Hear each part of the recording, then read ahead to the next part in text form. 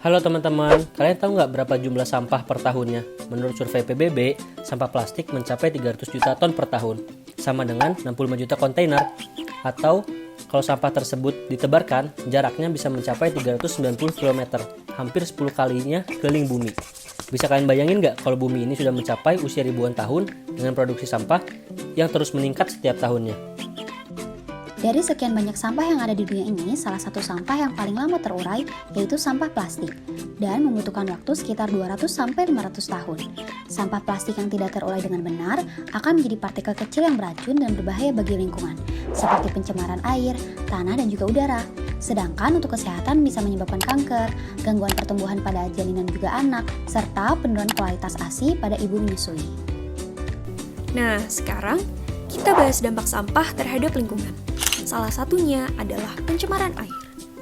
Terdapat 100.000 kura-kura dan hewan-hewan lain di laut yang mati setiap tahunnya akibat terlilit atau memakan sampah plastik di lautan.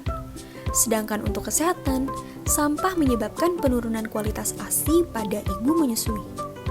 Sebuah penelitian baru-baru ini menunjukkan bahwa penurunan kualitas ASI pada ibu menyusui berhubungan dengan pencemaran lingkungan.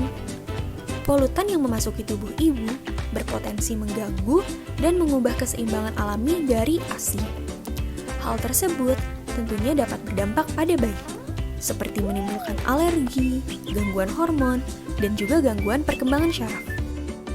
Saat ini, sampah plastik merupakan salah satu penyebab terjadinya pencemaran lingkungan laut dan permasalahan global.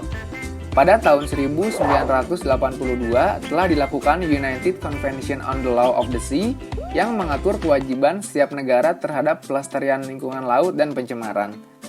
Sebagai negara yang menempati posisi kedua yang menyumbang sampah ke laut, Indonesia memiliki beberapa kewajiban internasional dalam menangani permasalahan tersebut.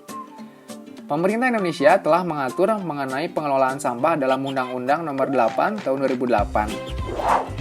Lalu, apa sih yang bisa kita lakukan untuk mengurangi sampah plastik? Nah, pengelolaan sampah plastik dapat dilakukan dengan cara 5R, yaitu yang pertama adalah reduce, atau mengurangi sampah plastik. Sekarang sudah waktunya kita menggunakan barang sesuai dengan kebutuhan kita, teman-teman. Yang kedua adalah refuse, atau menolak penggunaan sampah plastik pada saat kita keluar rumah, seperti saat di restoran.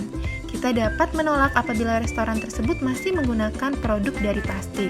Selanjutnya, kita bisa menggunakan kembali barang yang masih bisa digunakan atau disebut dengan reuse. Pada saat kita berbelanja, usahakan juga kita membawa tas belanja sendiri.